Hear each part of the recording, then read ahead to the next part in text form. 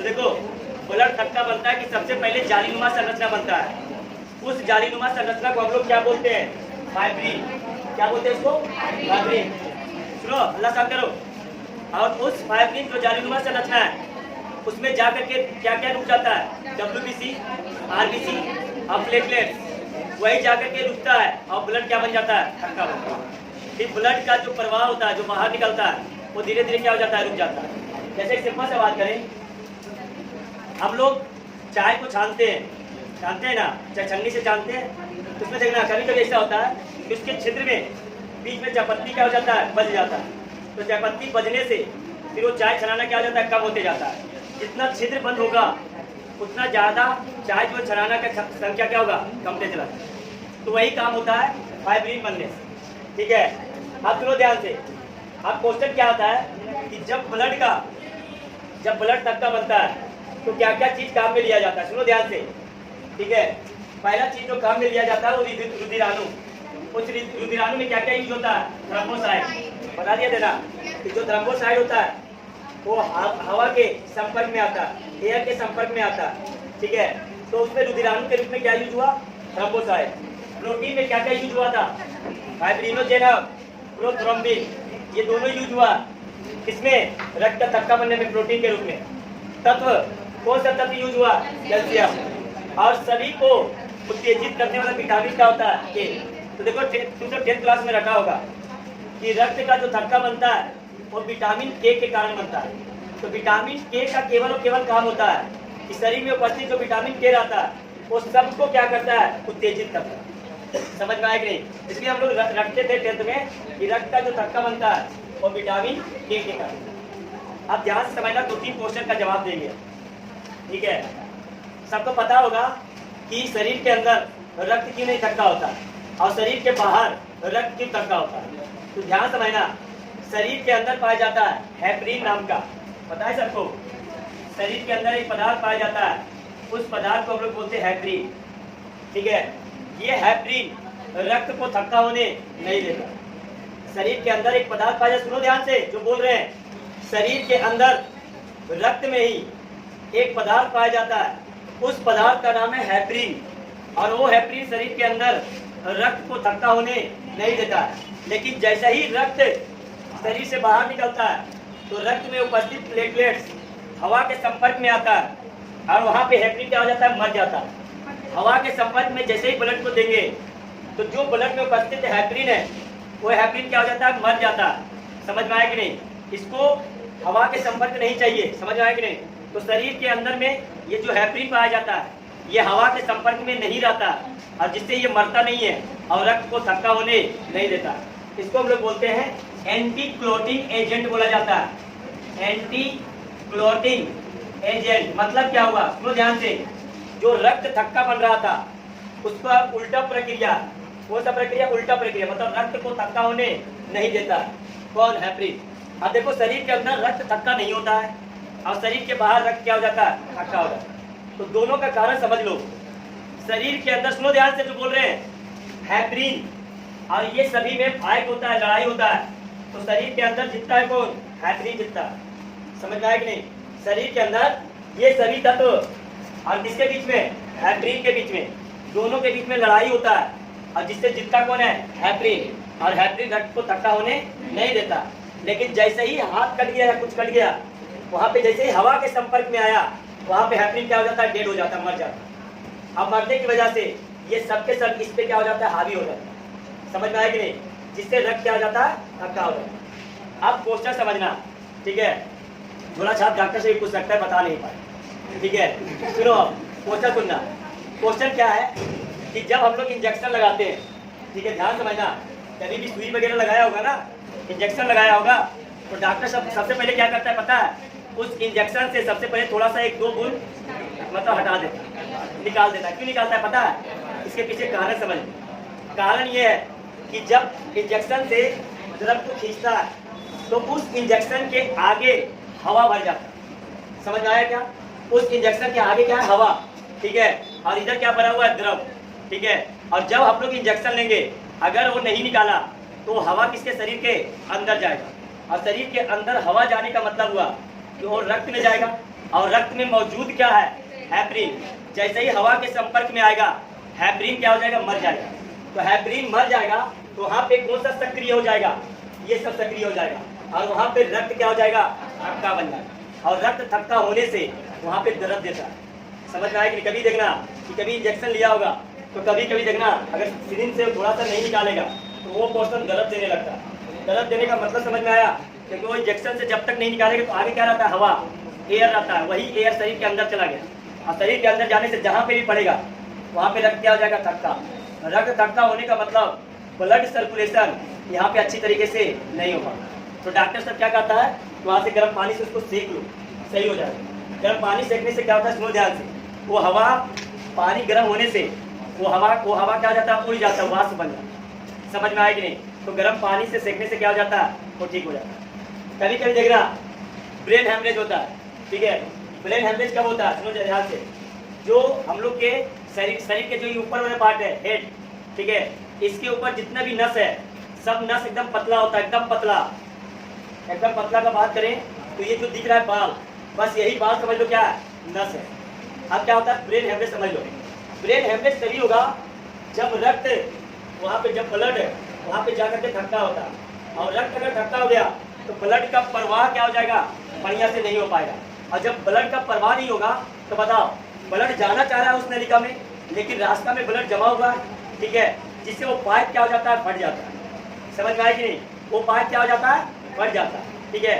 तो brain haemorrhage का मतलब क्या हुआ कि ब्लड का क्या हो गया, क्लोटिंग हो गया, वहाँ पे ब्लड क्या हो गया, जम गया, जिससे क्या हो गया, ब्रेन हेमरेज, ठीक है। समझ में आया बात। तो सुई जब किसी को पड़ता है या इंजेक्शन पड़ता है तो स्टार्टिंग में क्यों गिराया जाता है, इसका कारण समझ में आ गया।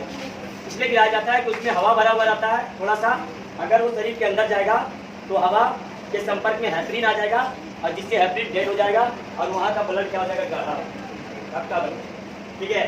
सलाइन वगैरह चढ़ाया होगा ना, तो देखना जब बोतल में थोड़ा बहुत पानी रहता है या सलाइन जो भी रहता है, जब थोड़ा बहुत बचता है ना, जैसे ही डॉक्टर सब निकाल देता है, देखना तो इस चीज़ को गौर करना कि थोड़ा बहुत जब 10-20 बूंद बचा हुआ रहेगा ना, तो उसी समय जाकर तक पूरी तरीके से जाने नहीं देता। क्यों नहीं जाने देता पता है, देखो जब थोड़ा सा बचेगा तो जैसे ही वो तरफ जाएगा, जैसे वो पानी चढ़ेगा, ठीक है, तो उस बोतल में क्या बना हुआ है, ऑक्सीजन। अरे कुछ नहीं है तो वहाँ क्या आ गया, ऑक्सीजन आ गया। तो जब खाली, जब वो पूरी तरीके से चल जाएगा अंदर तो फिर पीछे पीछे कौन जाएगा, ऑक्सीजन जाएगा। और जिससे ऑक्सीजन अगर चला गया तो वहाँ के रक्त को फिर से क्या करेगा, थक्का करेगा। और थक्का करने से उसमें ज़्यादा मौत भी हो सकता है। ज़्यादा अगर ऑक्सीजन चल गया ना शरीर के अंदर, अगर ज़्यादा ऑक्सीजन चल गया तो सिंपल सा बात है, वहाँ के हेपरिन को क्या करेगा, मार देगा।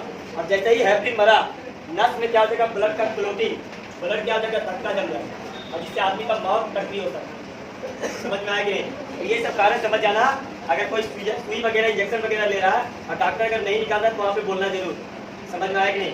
कहीं कहीं देखना सुई वगैरह पड़ता है तो बहुत ज़्यादा दर्द देने लगता है। क्यों दर्द देता है, कारण यही है, वो हवा को निकाला नहीं है और वहाँ क्या हो गया, क्लॉट हो गया, जम गया। ठीक है, समझ में आ गया बात। तो शरीर के अंदर रक्त थक्का क्यों नहीं होता है, हेपरिन के कारण। और शरीर के बाहर रक्त थक्का क्यों होता है, ये सब चीज़ का समझ में आ गया बात। मेन रूप से कौन कारण आता है, विटामिन के। चलो हो गया, तो लिख लेना, हेपरिन को बोलते हैं एंटी क्लोटिंग एजेंट। मतलब थक्का को क्या करना, थक्का होने नहीं देना, उल्टा काम करना। ठीक है, सुनो ध्यान से। ब्लड में जो देखा जाता है वो आरबीसी देखा जाता है, लाल रक्त कणिका। क्या देखा जाता है, लाल रक्त कणिका, मतलब आरबीसी देखा जाता है। ठीक है, सुनो ध्यान से।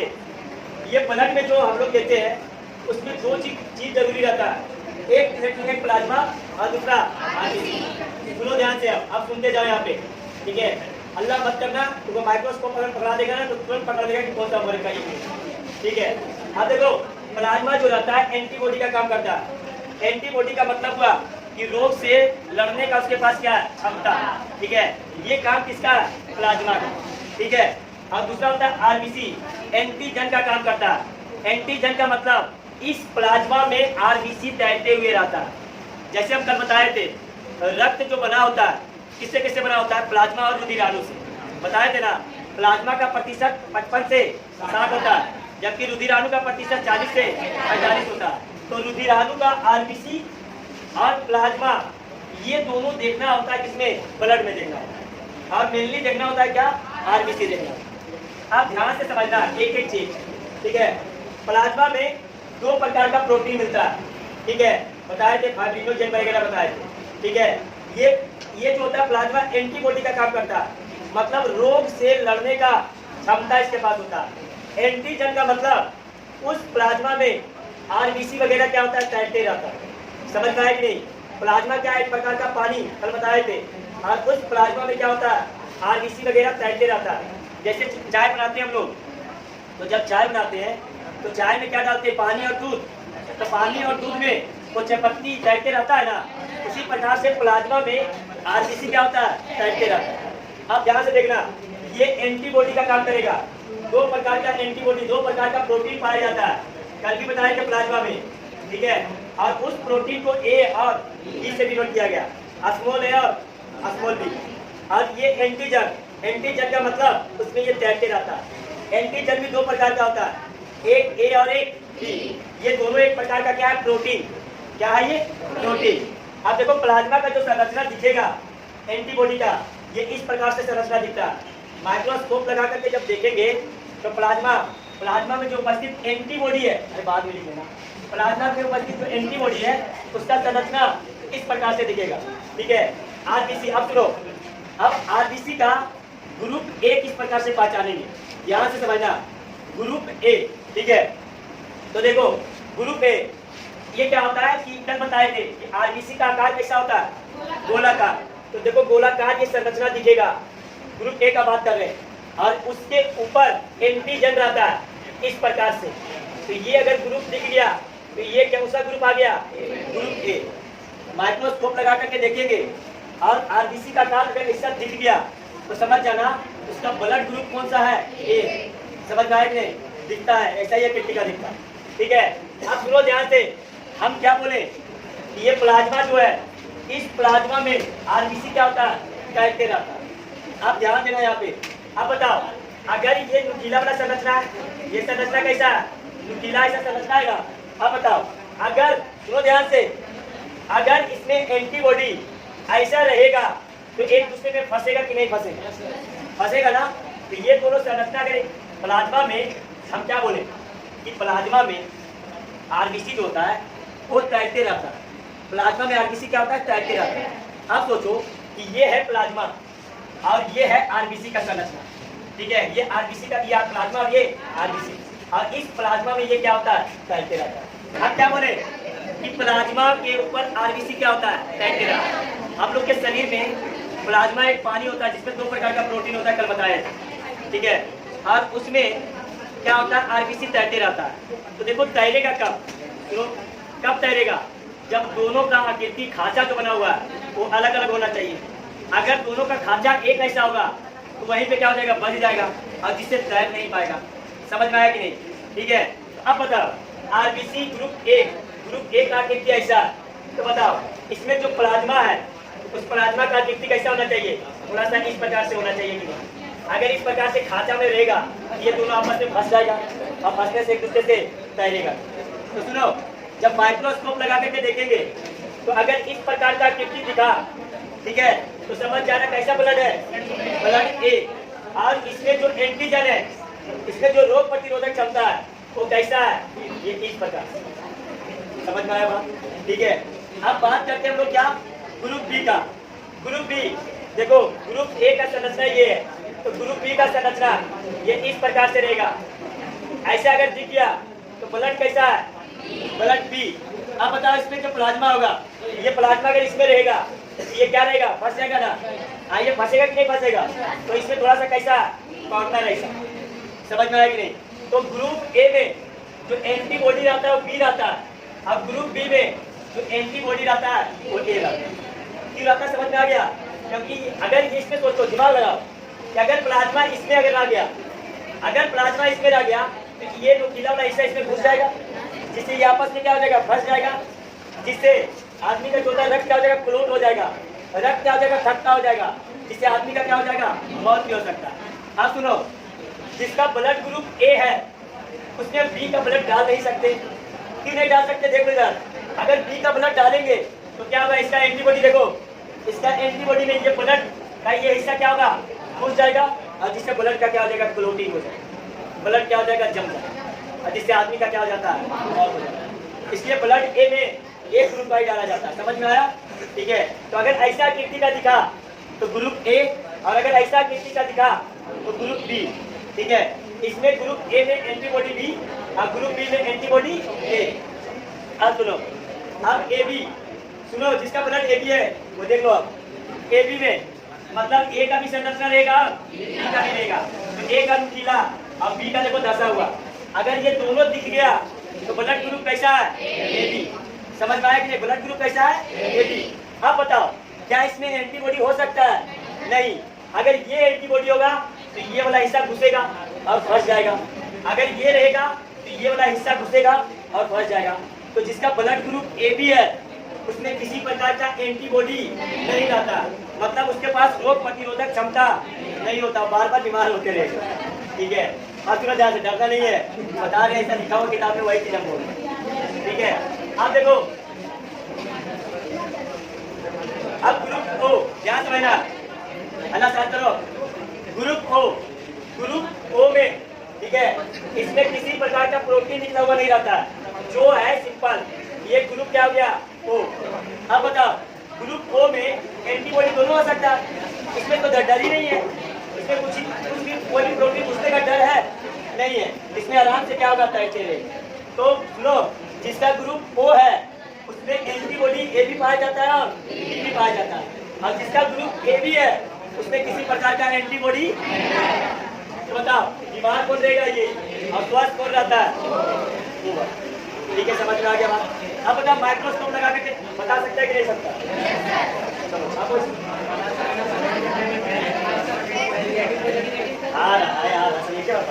इसके बाद चलो आगे बढ़े। समझ में आ गया? देखो एक साइंटिस्ट थे विनर, वो रास्ता में जा रहे थे, उनको अचानक नजर आया एक बंदर पे।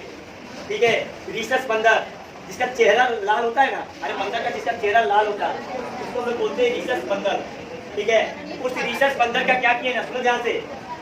बंदर का ब्लड निकाले और निकालने के बाद देखे क्या कि बहुत सारे बंदर का ब्लड में, बहुत सारे बंदर के ब्लड में क्या होता है कि इस प्रकार से चकोर ऐसा संरचना पाया जाता है। ये चकोर ऐसा संरचना, ठीक है, ये चकोर ऐसा संरचना पाया जाता है, और यही चकोर ऐसा संरचना पॉजिटिव और निगेटिव को डिसाइड करता है। समझ में आया कि नहीं? ये चकोर ऐसा संरचना ब्लड ग्रुप में एक तो ये एंटीबॉडी था ही है, या तो ये या तो ये या तो दोनों, है ना। अब जब रीसस बंदर का ब्लड निकाले तो उस बंदर के ग्रुप में, ब्लड ग्रुप में क्या देखें, एक चकोर ऐसा संरचना है। ये क्या है, चकोर ऐसा संरचना। अब यही जो चकोर ऐसा संरचना है ये डिसाइड करेगा निगेटिव और पॉजिटिव।